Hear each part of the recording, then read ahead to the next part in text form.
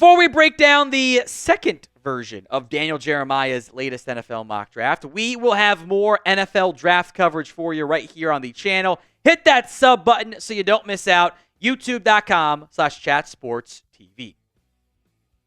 Let's get to pick number 1. It is Abdul Carter, the Titans pass rusher. No change here on the Daniel Jeremiah 2.0 mock draft edition. Continue to stick with Abdul Carter as the top pick off the board. And then there is a change at number 2.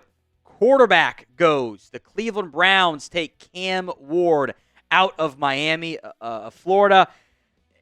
The Browns have a chance if you like Cam Ward or Shedeur Sanders, I think you jump all over that guy and you take him early and you figure out the rest later. If you don't believe in him, try to trade down.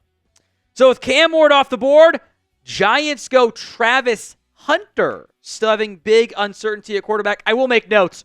Daniel Jeremiah has been a big proponent of the Matthew Stafford trade to the Giants, which, hey, Travis Hunter and Malik Neighbors on offense, oh boy, that's fun.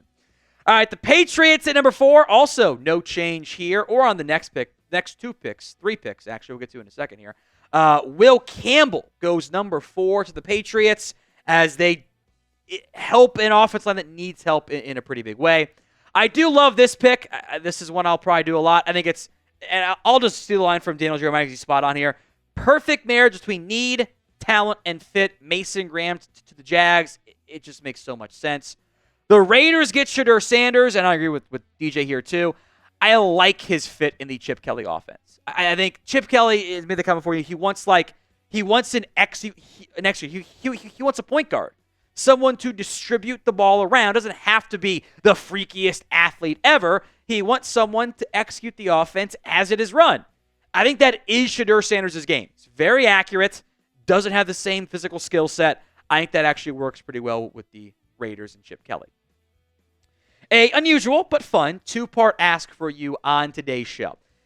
Who is your favorite team and who do you want them to draft? Put it in the same comment at the pinned comment of today's show. The ad comes here on YouTube. Take advantage of the ad plane. Think about it if you need to.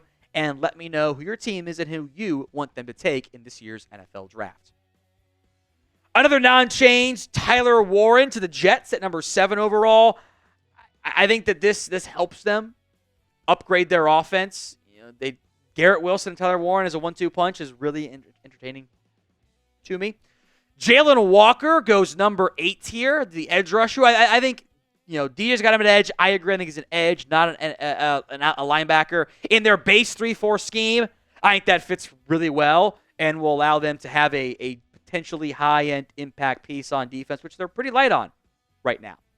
Mike Green goes number 9 to the Saints here. Green was awesome this year for Marshall, man. And looked great at the Senior Bowl, too. I think getting pass rush help for the Saints certainly makes some sense. And it's a class that's heavy on top, or front 4 talent. We'll have a lot of guys go early. Chicago takes Kelvin Banks out of Texas. I like Banks a lot. I will say, I think he is a tackle. I think some of his issues in terms of just power and run blocking sustain, I think only get amplified by going guard to him at guard. I would keep him at tackle and let him have some success where he's pretty fleet of foot. Will Johnson, number 11.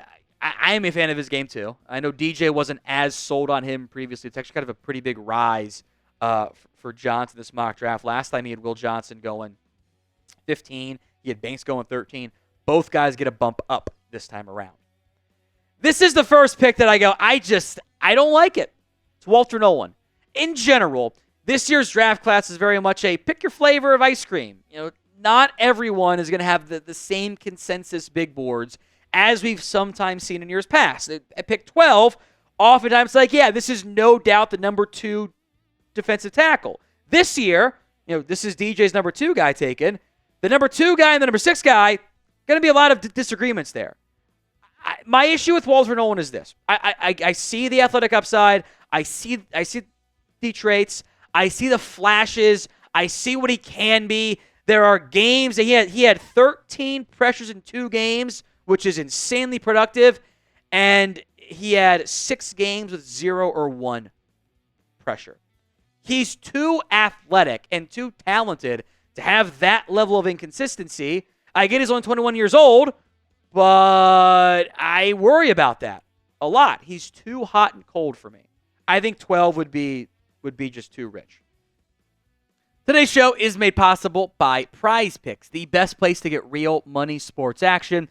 With over 10 million members and billions of dollars in awarded winnings, Prize Picks has made daily fantasy sports accessible to all. You pick more or less on at least 2 players for a shot to win up to 1,000 times your cash. Simply run your game all season long on Prize Picks. It is the best place to get real money sports action.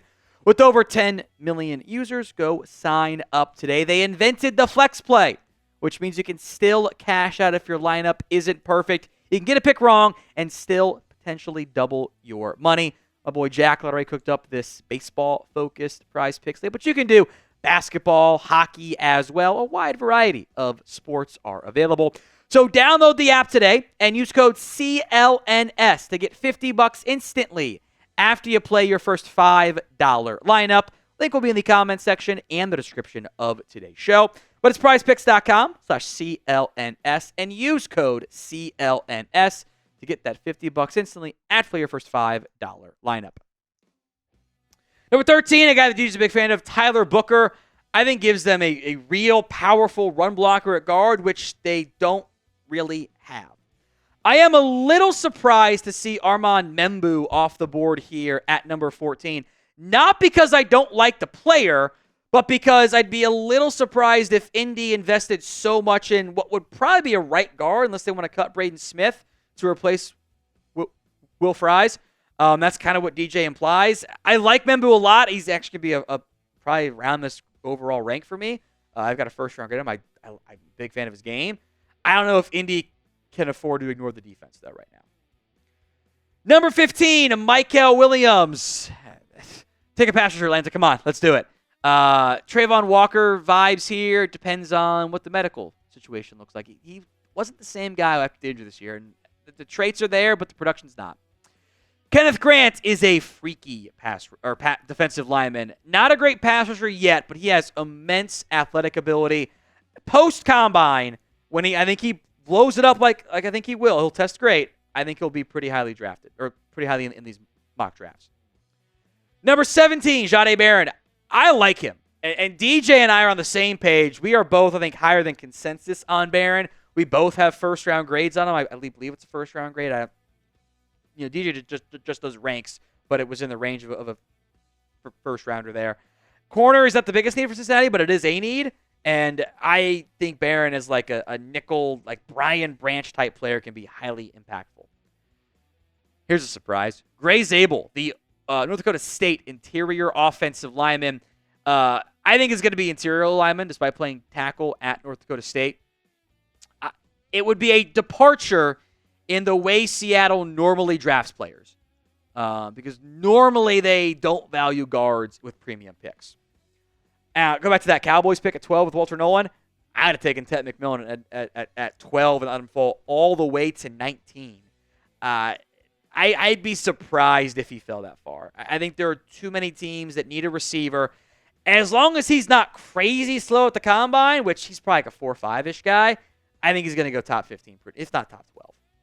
I do love the Colston Loveland Broncos pick. It makes so much sense. Denver is looking for that Joker role on offense. Loveland fills that to a T.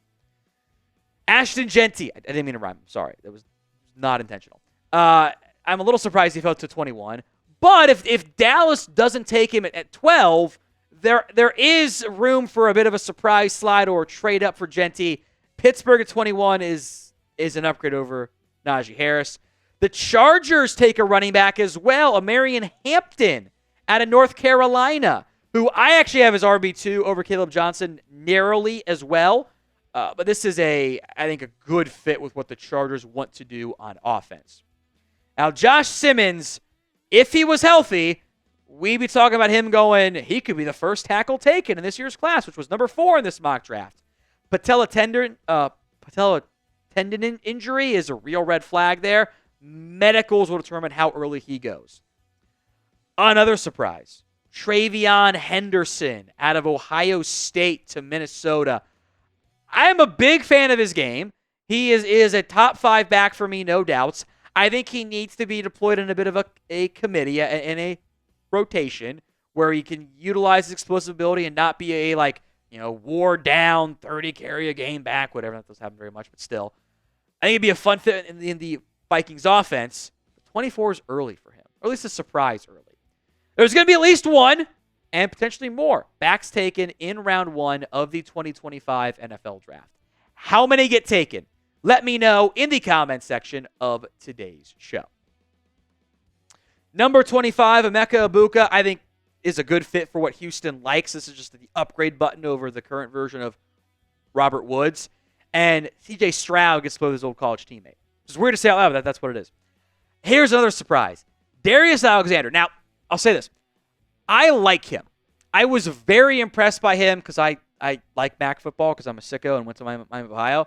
Had a great Senior Bowl. He's older, though. Going to be 25. It wasn't as dominant as I wanted. I think he's more of a day 2 pick. And I don't think the Rams, who have drafted Kobe Turner and Braden Fisk with premium picks, need to also spend a first rounder on Alexander. Shamar Stewart off the board at 27.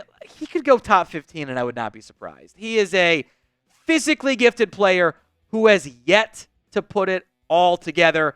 Actually could be a good fit in Baltimore. Donovan Jackson to the Lions, who was left guard, left tackle. I'm down to try him at right guard as well.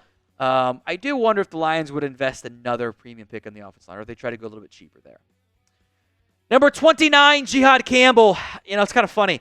I do think he fits pretty well with what Dan Quinn likes to have at times in his linebacking core. I get some Frankie Luvo vibes here, which I mean in a positive sense, and hopefully he's not just my concern of he's just stretched out Devin White. But I think he can blitz, and he can cover, and he can run stop. He is my number 1 pure off-ball linebacker in this class.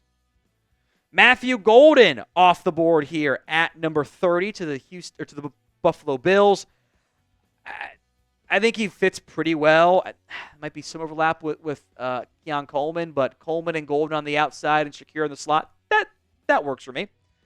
31, Josh Connerly. I don't know what the long-term plan is for Kingsley Suamataia. I think you're kind of drafting another version of the developmental left tackle in round 1, but Chiefs had some stuff exposed against the Philadelphia Eagles, who are at 32, and they take Malachi Starks as they get an impact safety. Maybe Reed Blankenship and C.J. Gardner-Johnson aren't there forever. Starks 32 is great value, although it is not how Philadelphia normally spends their premium picks. So be honest with me. Grade that Daniel Jeremiah NFL mock draft, then I'll break down some notable players left off of that board. A, B, C, D, or F. Let me know in the comment section of today's show. Some other top prospects who I was surprised did not go in round 1. I feel like you're just not as high on Luther Burden, and that's fine. I love him. I think he is a yak generator, and I mean that in a positive sense. He was 25 in DJ's last mock draft. I don't really know why he fell this time. Guys that were 30 and 31 in his last mock, Derek Harmon, James Pierce. I think they should be in that late round 1 conversation, but I get that, it's flavor of ice cream. It's not everyone's favorite this year. Nick Scorton, who was not in DJ's last mock draft, and then Nick Amon War, who was actually 20 in DJ's original mock, out of round 1 this time around, which maybe DJ got some feedback from teams on that one.